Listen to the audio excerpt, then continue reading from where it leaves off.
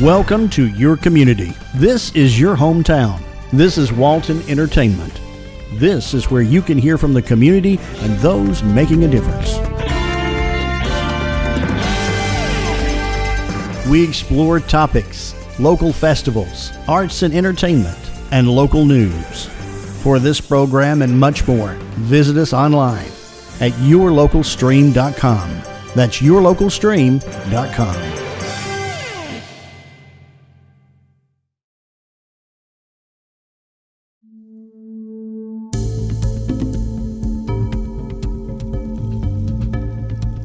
Welcome to Focus. This segment is an opportunity for us to focus on what matters with people, places, and things. I'm your photographer, Darrell Everidge. And on this episode of Focus, I am honored to have with me today Vietnam vet Stan Walton, who was once the commander here at the Loganville American Legion, who is the co-founder of Ride for America. Tell us a little bit about all that.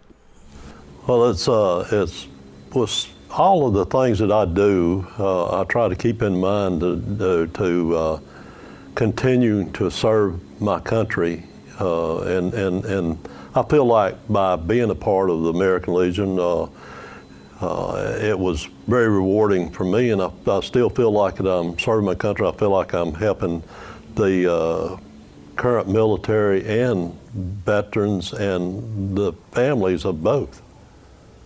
That's one of the reasons I felt like that I wanted to climb the ladder, so to speak. I started out as a member of this post back 15 years ago. And the main reason I started out as a part of this post was just to be an American Legion rider. And you have to be in a part of the, to be in the American Legion rider, you have to be a member of the Legion. But I soon found out that the Legion is a big business and it helps a lot of, and I call it a business because truthfully it is. But I also felt like that, there was more than just riding our motorcycles and doing what we do as Legion riders. And just looking at some of your awards and some of your badges here, you have the Bronze Star, you have the Good Conduct Ribbon, the National Defense Ribbon, the Vietnam Service Ribbon, and the Purple Heart. Tell us about that. Well, we jokingly say that the Purple Heart was awarded to people that forgot to duck. But I was an infantryman in Vietnam, went to Vietnam in early November of 1968, and I served 14 months in Vietnam. Matter of fact, I can remember coming home from Vietnam on December the 31st, 1969. I was coming down the expressway, 85 here in Atlanta, where my sister and brother-in-law picked me up and from the airport, and when 69 turned over to 70. It was a big day for me. But I tell you the little bit about Vietnam. Coming home from Vietnam is I read a lot of emails and got a lot of buddies that float emails and that sort of thing now, and those guys joke about some of the things we did, and some of the things we did we don't think should be a joke at all. But I often say that by my record of making it back home is something that I feel like I was definitely blessed, but also a little lucky, because I don't feel like you serve 14 months as an infantryman and come home and not have a little bit of luck. It wasn't that I was that good, I was just that lucky and blessed. Do you remember that day that you stepped foot back in America? I do. It was December the 30th, and I come back through Seattle, Washington, and we got back from Vietnam, and it was late in the afternoon. I thought I was going to get on home that evening, but it wasn't meant to be. It was a little bit late in the day, and so we got our traditional steak dinner, and we had to spend the night there, and the next day they took and cleared our records to where we could go home from there, and coming home, it was quite an experience back in late '69, early '70. I had a guy that I was in khakis and a field jacket because, again, it's in the winter. That the guy told me, he said, "Do you have any civilian clothes?" One of the last things he told me once he zeroed me out, and I said, "Yeah." I said, "I think I do in my duffel bag." He said, "Well, you might want to put that on." And I said, "Why?" And he said, "Because you may want to kill somebody before you can get home."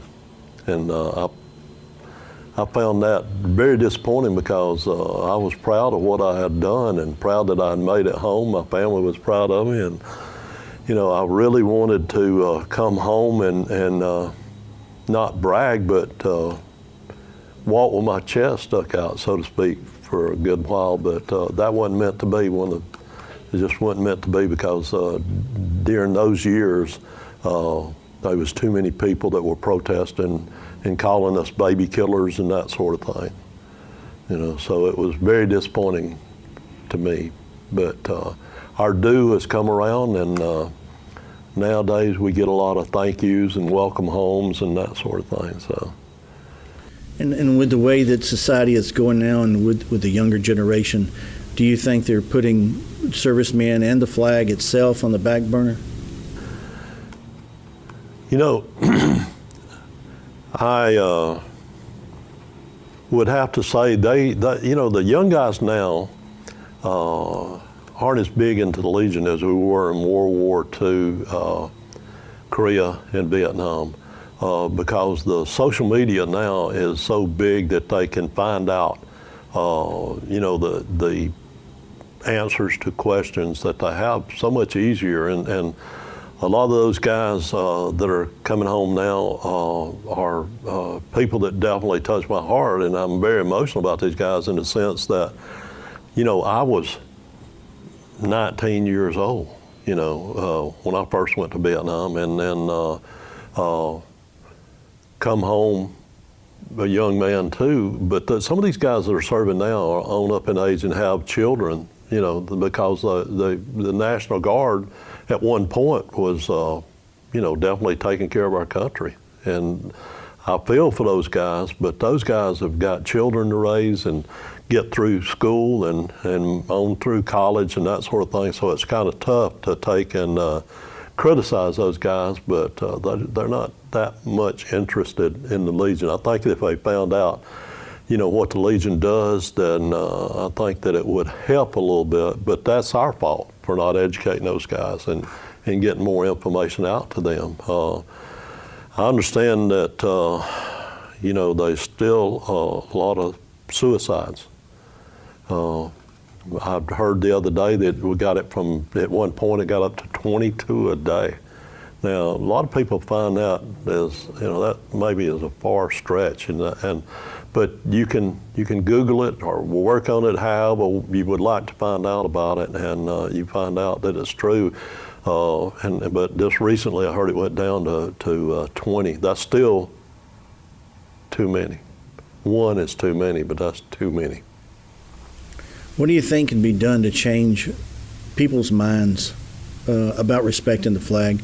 And what are your thoughts on some of the athletes and some of those that take a knee when the national anthem's being played? Well, I last year was the first year that I went all fall and winter long without watching a National League football game, a pro football game. I don't know that whether I punished myself or whether I made a statement or whatnot, but I know that keeping in touch with the people that I served with in Vietnam that made it home are, we all took and did that sort of thing. Even I've got a friend that lives just the other side of New Orleans, and as you know, New Orleans played some good football this past year, what I read about him. So, but he stuck to his guns and didn't watch them either. But, those guys, I feel like, could find a different way to protest and get their meanings out, that their word out and their message out in a different way, because kneeling when the flag is displayed and when we play the national anthem, it's just, to me, it's degrading our country. It's not really what I think the message that they want to convey. Well, tell us what you think the future is for the American Legion and for VFW and for all of these type of organizations that support the veteran. I'm not sure. I think that's a great question, and I hesitate to think about the American Legion no longer being here to help our veterans and the families of those veterans, because, again, we do so many good things for the people that we find out that needs help. But I've had people that, Legionnaires actually, that some of my friends that tell me that they feel that the Legion's dying. And truthfully, I didn't get bitter to them, but I told them I was disappointed in them. I feel like that if we continue to work and work hard, we can take and get our word out, and that we're here to help those people. There's so many good things that are out there. The American Legion Riders, quite a number of years ago, started a college fund called the National Legacy College Scholarship Fund. And that College Scholarship Fund is for children of fallen veterans since 9/11. That is a big deal. How could you not take and feel good about that? A mom or a dad, and there have been ladies that was in the service that lost their life, but a mom or dad that lost their life, and to know that what can we do to help those people? What can we do? Well, that's one big thing that we can do. We can make sure that the National Legacy College Scholarship Fund continues to have plenty of money in it, because some of those people are having children that's not anywhere near college age yet. So we got to make sure that money's there for those people. So I think that if we told those people, if we got our message out better, and this, I know I keep alluding to that, but there's a lot of work to be done in the American Legion, and there's a lot of fun to be had too. I mean, it's not all work. We have fun at some of our meetings. We have Saturday night dances. We have Friday nights that we might have a cold drink, an adult beverage, or a glass of tea, whatever you would have. But and there's a lot of camaraderie right here at our post. So I would really like to think that those guys, or I hope that those guys don't think that if they come and they join the American Legion, are they going to be treated like the young guy of the post that has to take out the trash or do something like that. That's not the way it is. But how do you convey that to those guys? How do you get their interest up? And we've done studies to try to get more of the younger people into the post, because, again, we worry about, the direction of the Legion right now. During my term as commander, it was one of the first times that we've hit our quota on memberships, and I think it was like 7, 8 years. Last year, we failed to meet it by only just a few members, and we worked so hard to make that happen, but it just didn't happen. So this year, we're hoping that we can meet our membership goal. Our goal is set by the state of Georgia, and it comes down from state level. National tells the state what they would like to see when it comes to membership, and then the state level officers tell the district level officers, district level officers tell the local.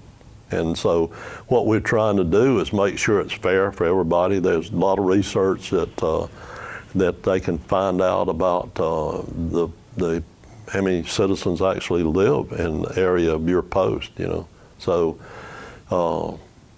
it takes a lot of work, but again, we are trying hard to make sure that we continue to try to keep the Legion alive and have fun while we're doing it, because again, if it's all work, no play, I got a feeling that people won't be interested in it. And we do a lot of things to try to make sure that the children of those people, we even thought about, and we do have special times for those children, maybe not as often as we should, but we even thought about maybe having nursery on a Saturday night or something like that, so that the young people could come to the post and have fun. But so far we hadn't implicated that. But we're open for ideas on how we can make the younger veterans interested in the American Legion, because it's definitely I feel like it's a good thing. I've been should have been more involved before I was, but for the last 15 years, I've been involved, and really wish that I could do more.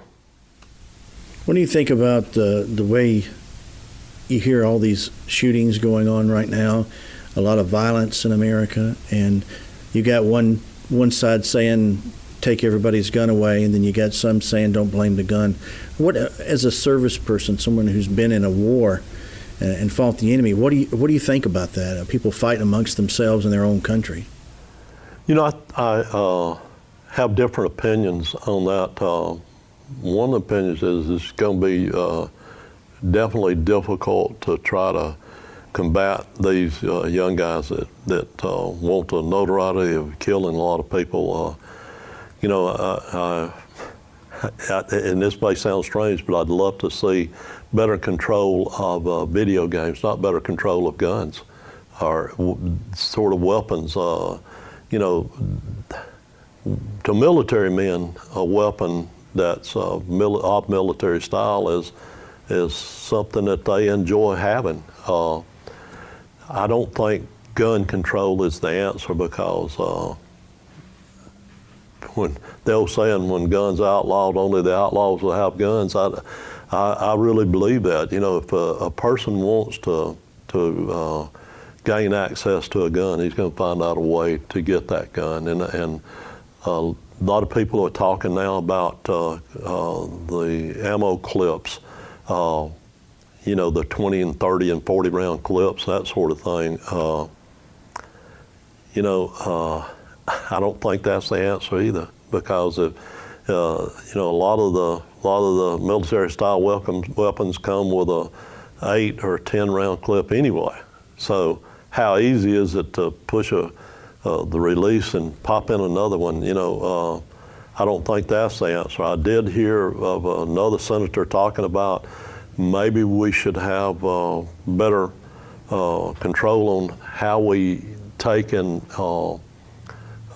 let people buy multiple rounds of ammo. And, I don't know. I really feel like it's the young people that feel that they're not a part of their peer group more so than anything.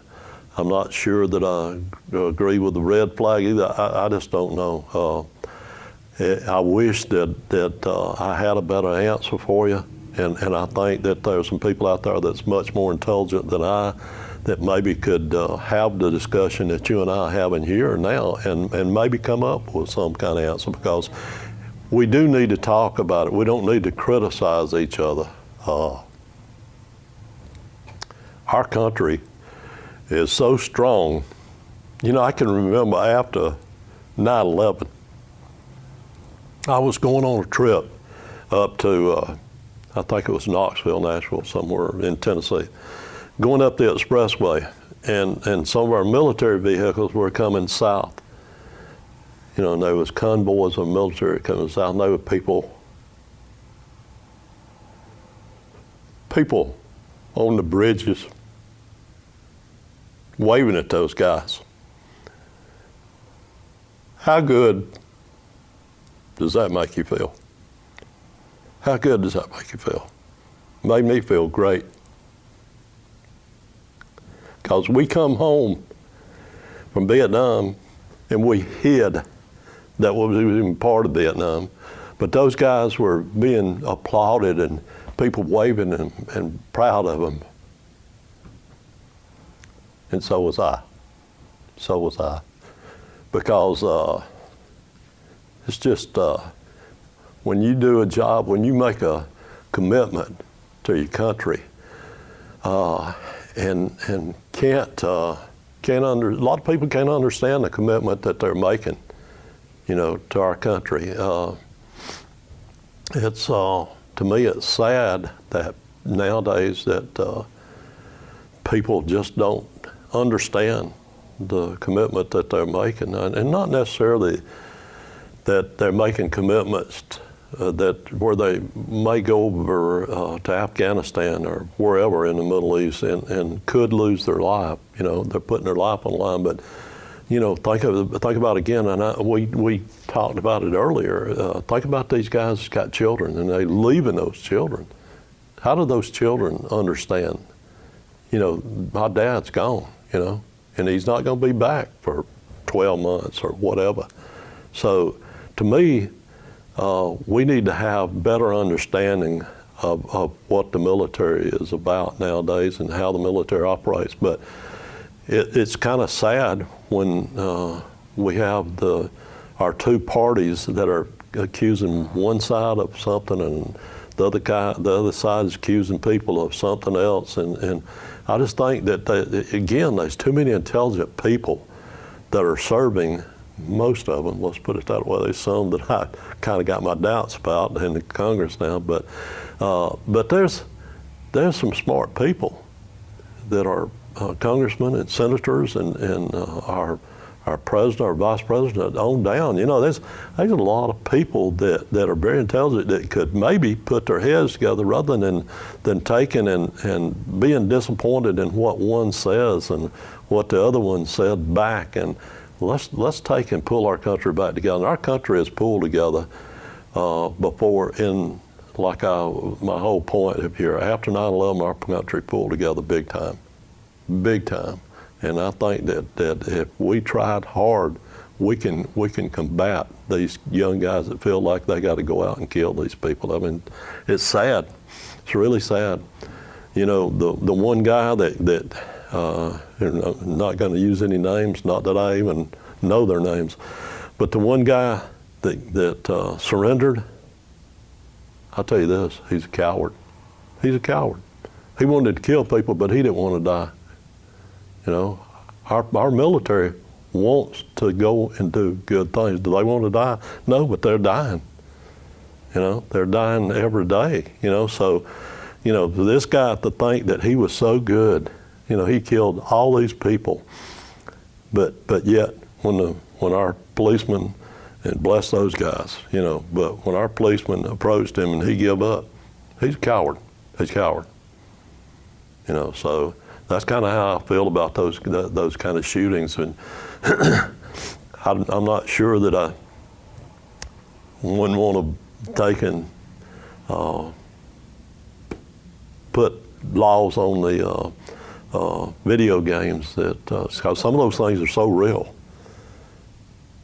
When they go around those military video games, and I've heard that some guys get hooked on them so bad that they gotta do it every day. When they get home in the afternoons, they got to do it every day.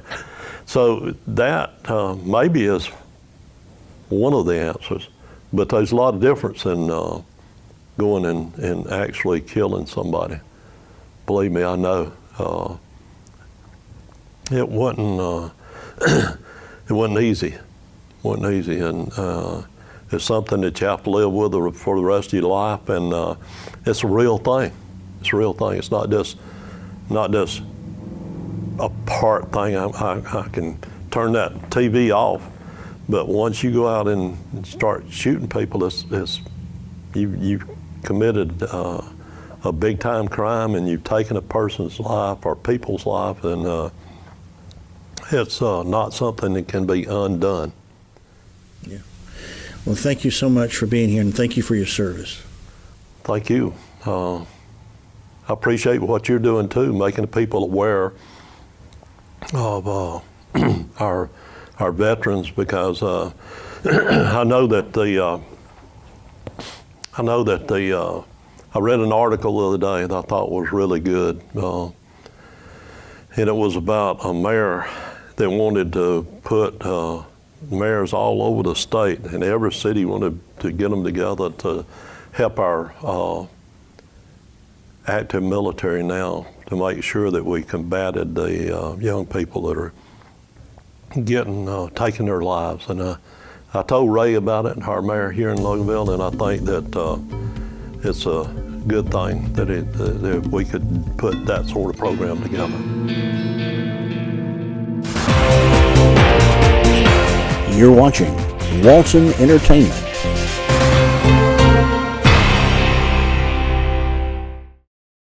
Growing up in the South, I knew the value of that summer garden. A lot of us have busy lives now and can't have a garden. So if you don't want to eat out of a can, you either go pick it yourself at a farm, or you can take a short drive to the Crow's Nest. Well, the Crow's Nest started on a whim. We decided that this end of town needed a little produce, and there are several farmers out here that we buy local from, and we just decided to come closer to them. And Kim Crow, who owns the Crow's store next door, was gracious enough to rent this for us, and we got started 4 years ago.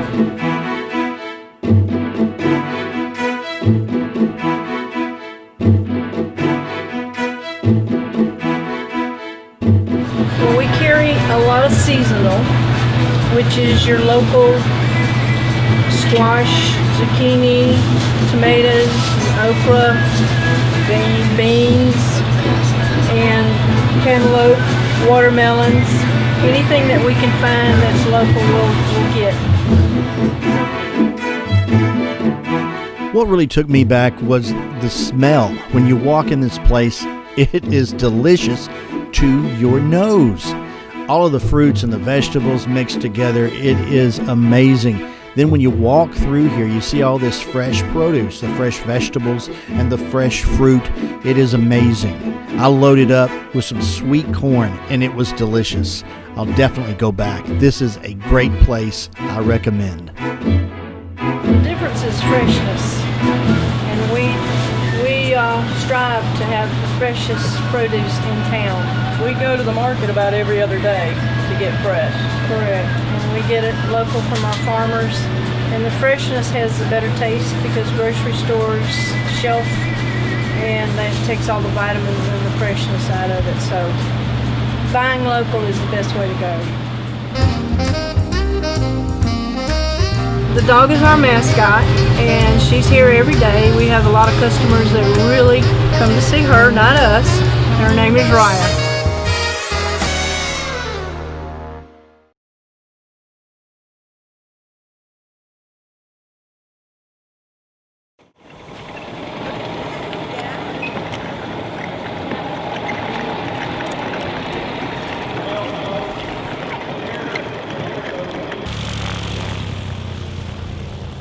Well, Mid-Georgia Soaring has been here on this field at Monroe for over 50 years, so we consider ourselves part of the Monroe community.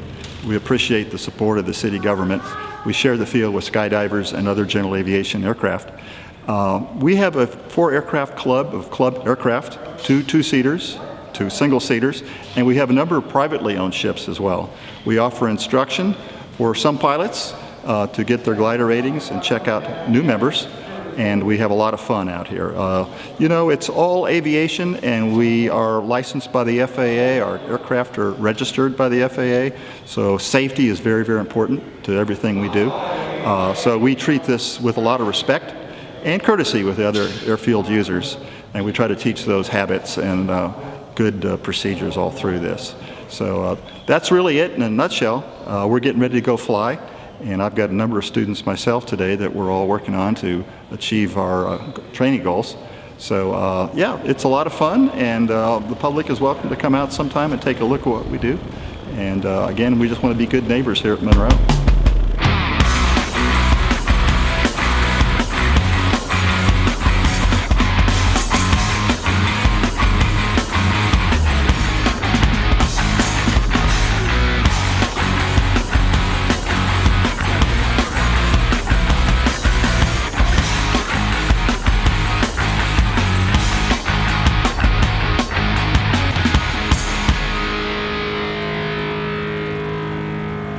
couldn't really tell you why. I've always wanted to fly. I'm in a adventure kind of person where it's mountain climbing or scuba diving, but flying was always the ultimate to me, just because it seems like something. This is what birds do and eagles do, and that men can do it is kind of amazing. So when I was in college in my 20s, my parents would give me food so I could eat, and I gave every bit of the money to the local flight school that's in College Park, Maryland. So I had bagels and cream cheese, to eat for years. And I got my pilot's license by fixed wing, powered engine airplane when I was 22. And I've been flying ever since then. I only recently started up with the gliding because it was a new thing to try, and I heard about this group and came out here maybe 3-4 months ago. So I'm in the middle of getting what's called a commercial add-on, my glider rating.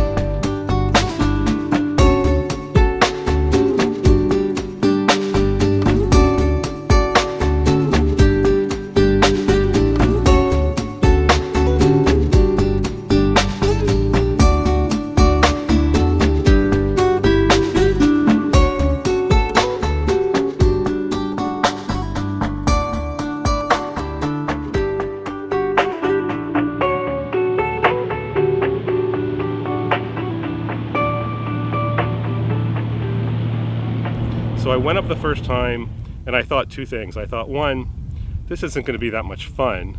I mean, it should be less fun with no engine. And number two, how scary is this going to be? You're towed up and they drop you off and you have no engine. That's literally what I thought. I'll go once. I'm probably not going to like it, but I can check it off my list and not worry about it. So I'll tell you, from the time we got dropped off at 2,000-3,000 feet, I was shocked. It was the fact that you have no engine. Number one, it's quiet, it's peaceful, it's a whole different experience. The glide ratio, not to get technical, in a fixed wing plane that I fly is 2-to-1, meaning you go 2 feet forward for 1 foot down, or 2 miles forward for 1 mile down. On this plane that you see in the background, it's 34-to-1. I mean, think about that. It's like 15 times better glide ratio. So they drop you off and you don't fall out of the sky. You glide around and then you go up when there's winds and thermals. So literally from the first minute, I was a complete believer, and I signed up that day for the club, the Mid Georgia Soaring Club, and I've been coming every weekend that I can since. It's really enjoyable.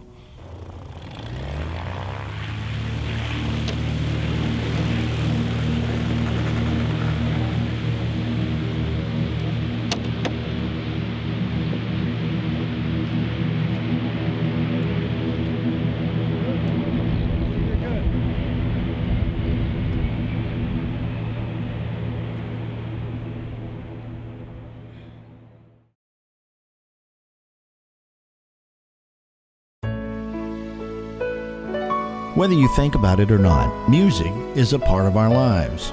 And for Tracy Stever, Music is her life. Recently, I had the opportunity to stop by Stever Studios and talk to Tracy about how important teaching music is to the next generation. I worked for Primerica, and my boss allowed me to have a little side room. So after work, I'd work 9 to 5 as the office manager, and I'd get off and I'd have a few students come up to the office. I had about 3, and over time, a couple years, it just grew, and then I had 5, and then I had 10. And then I met my husband, and he said, why don't you quit that office job, and why don't you just go for it and just do music, since that's really your passion. So I got in touch with Sadie Krozik, and she leased me a couple rooms over here around the back of City Hall. And at that time, I brought on a few more teachers, and we just kept growing and growing, and now we're probably up to about 80 students, and we've got about 6 other teachers that teach here besides myself.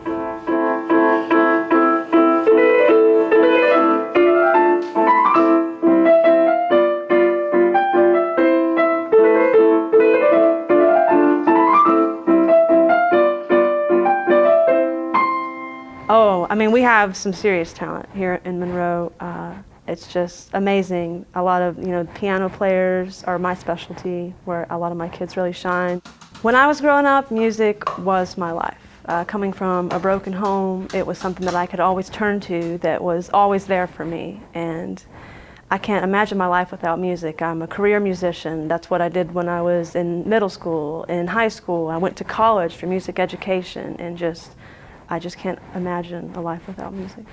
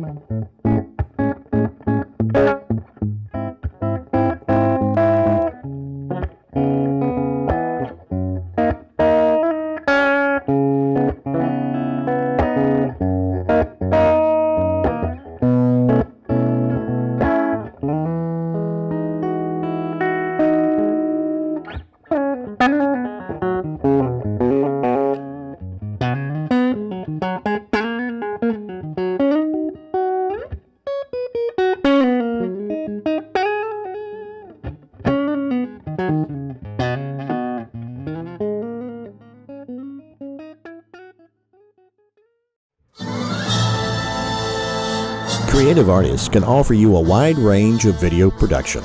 Call the experts and discuss your project today, whether it's your special event or your company. Creative Artist, 770-267-7368. Creative Artist produces this program you're watching. Call Creative Artist today, 770-267-7368. Creative Artist, they'll put you in the spotlight.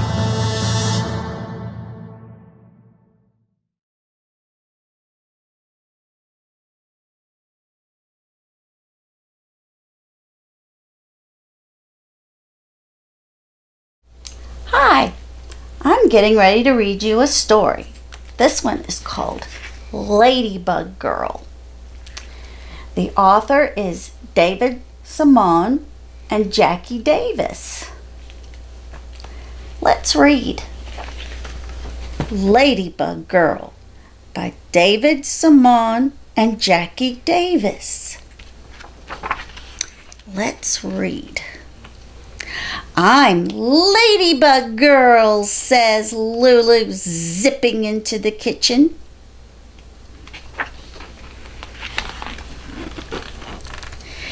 She slips into the chair next to her brother.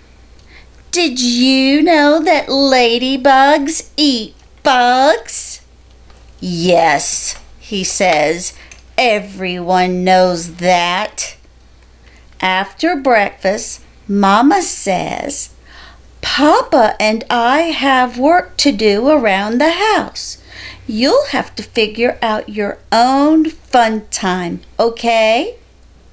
How am I ever going to do that? Asked Lulu. You can do anything, Lulu. You're Ladybug Girl. Lulu runs after her brother. Where are you going? I'm playing baseball with Sam and Max. Can I play too? She asked. No, you're too little, he snorts. And bugs don't play baseball.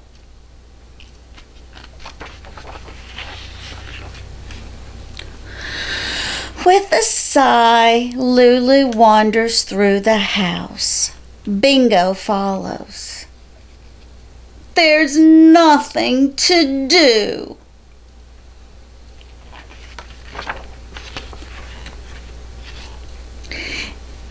In the living room, there's a wall of books. Lulu can't read yet, but she knows her letters. She finds a lot of L's. More than 59, she thinks. Then she waters her avocado plant. She takes out her ruler to measure if it's grown. Some days it just doesn't seem to be getting any bigger. When Bingo gives Lulu the look, it's time to go outside. In the backyard, the grass smells sweet and is sparkly with dew. While Bingo snuffles about, Lulu discovers a line of ants marching over a rock.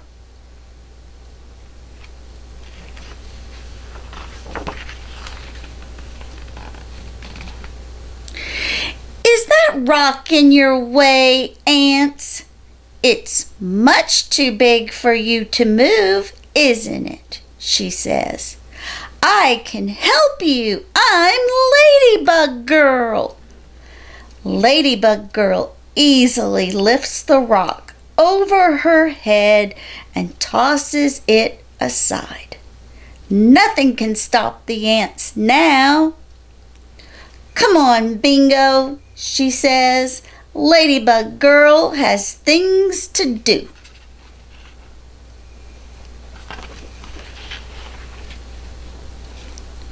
She runs across the yard to the pond. Her brother calls it a puddle, but she knows it's big. So big she can see trees and sky inside the water. There might even be a shark in the deep part.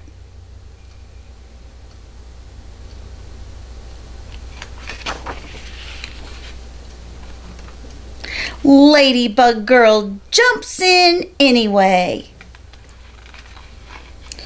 Her next stop is the old crumbly stone wall. It definitely needs her help.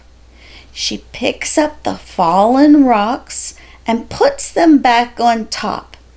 Now the wall is bigger and better than before. It's the perfect fort. Even the toppled over tree at the back of the yard can't stop her.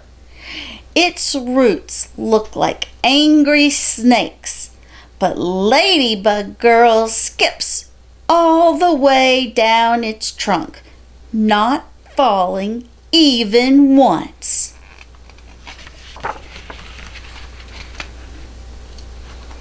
She jumps down and lands with a bow. Ta-da! She says. Bingo wags his tail.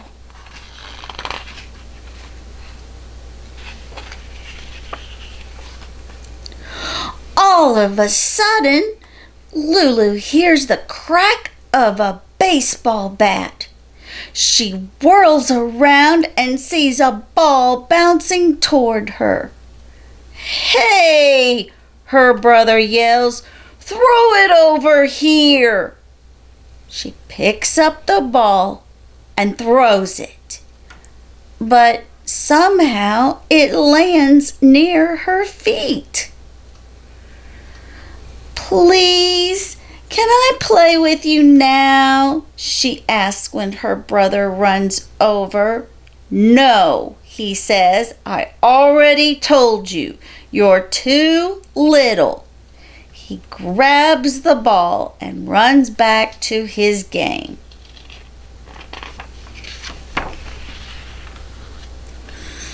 Lulu glares after him.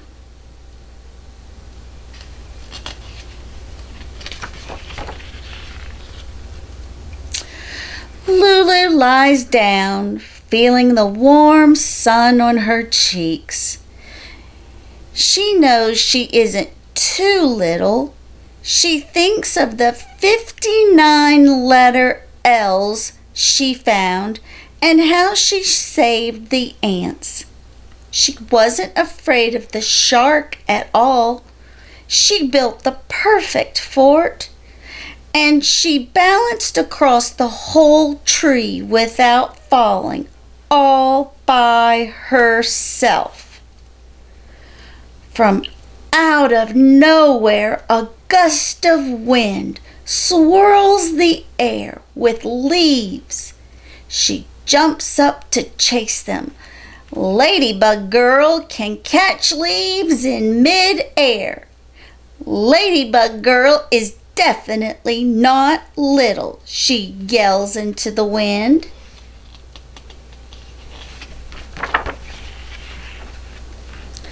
Lulu runs up the hill to the apple tree and lifts herself onto a branch. She can see her brother and his friends playing baseball and hears them arguing. It doesn't really look like that much fun after all. Not the kind of fun Ladybug Girl has. She holds her thumb and index finger a bit apart and squints through them. She can fit her brother and all of his friends between those two fingers. "I'm not little," she says. "You're little." Lulu sits for a moment, listening to the singing sparrows and the squawky blue jays.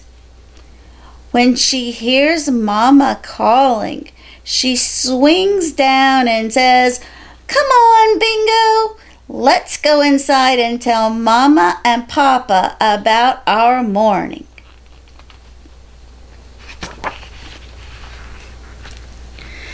Feeling as big as the whole outdoors, Lulu stretches out her arms and flies down the hill with their wings bobbing behind her.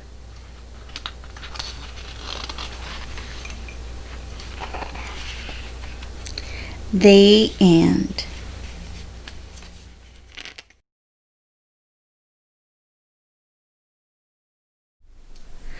How would you like to read Freckle-Face Strawberry, Best Friends Forever by Julianne Moore and illustrated by Liyun Pham?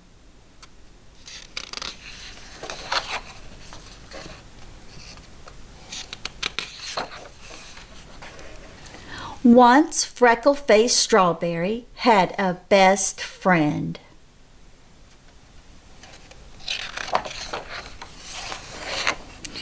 They were very much alike.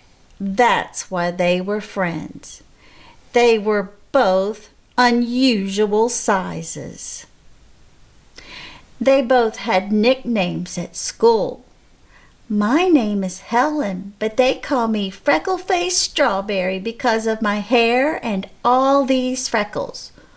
Oh, my name is Windy Pants because of the wind in... Never mind.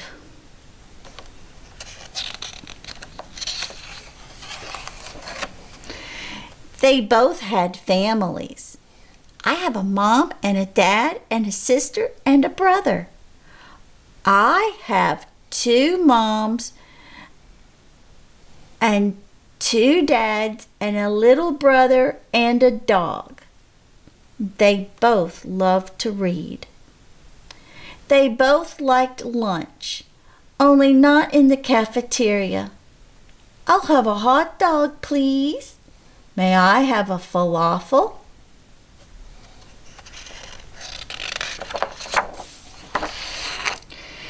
They both loved to play, and they both loved trips to the museum.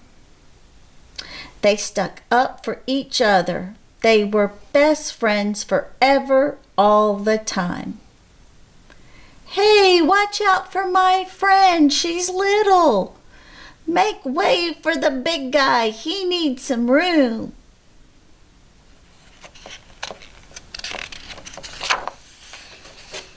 Until one day, who is that girl? Why do you play with her? She's a girl, and girls can't play with us.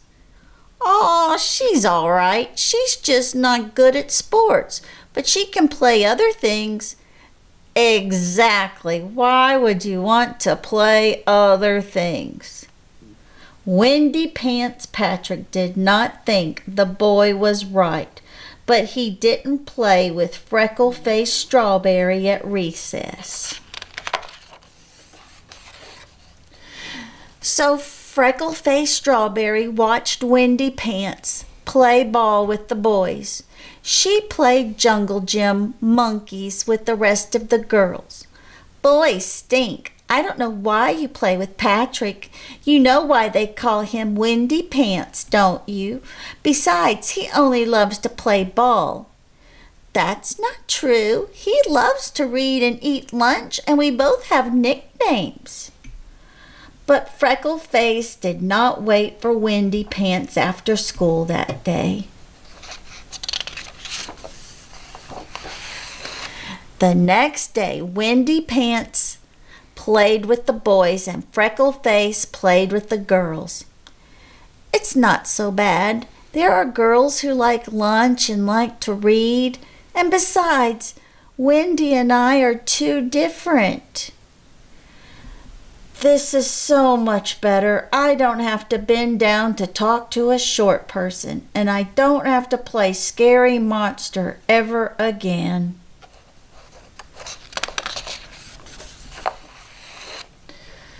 Those other kids are right.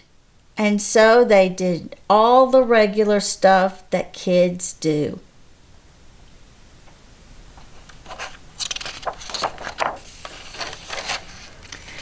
Freckle-Faced Strawberry kept going to the museum. Windy Pants Patrick kept reading books. This book is so good. It's about this girl who's really funny and talks kind of crazy.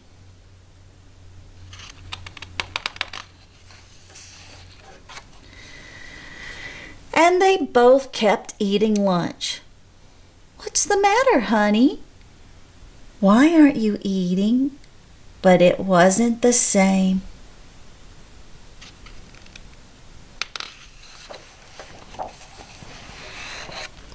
Until one day, Freckle-Faced Strawberry was on the playground looking for a game of ball. She couldn't find any kids, just one big kid playing monster. Hey kid, want to play some ball? No thanks, I'm pretending to be a monster. I have an idea. We could be monsters playing ball.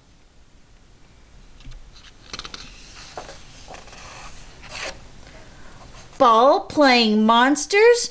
I would play that all day. And do you want to have lunch? And that's when they realized. It didn't matter how different they were because they were a lot alike too.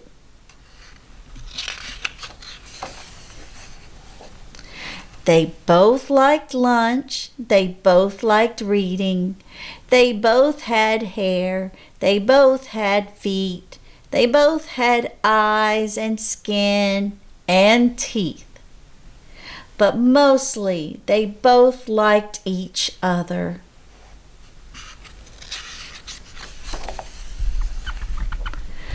Which is why they were best friends forever. The end.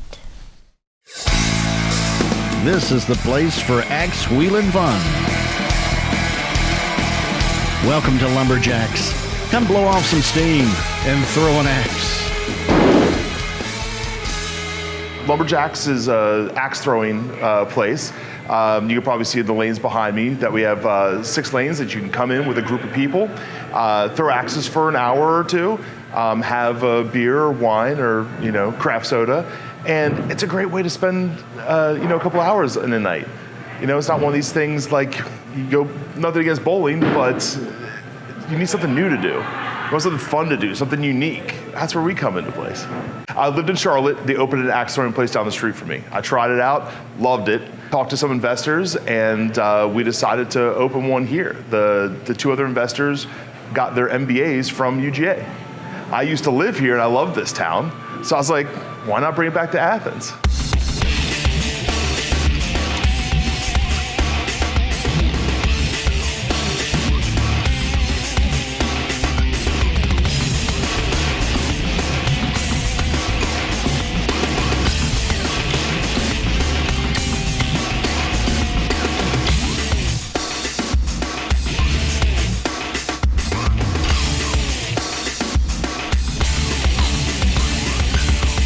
There's 2 kinds of people that come in here. They're the ones that are all excited, they really want to get into it. They're like, oh, axe throwing and drinking a beer, what could be better than this?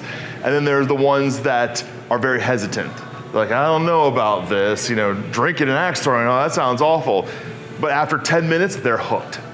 We're not the place that you come in drunk. It's, you have a craft beer while you're throwing, and then, 1, 2, and then at the end of the hour, it's, you go have dinner downtown or you go hang out. When you live a little further out from a hub, let's just say, like Athens, sometimes you just get stuck in your own little bubble. You've got your grocery store, you've got your restaurant that you go to. Same thing with Monroe. Monroe's a decent sized city. You've got, Walmarts, you've got all the kind of standard amenity stuff, but it is still a little limited on what you can do.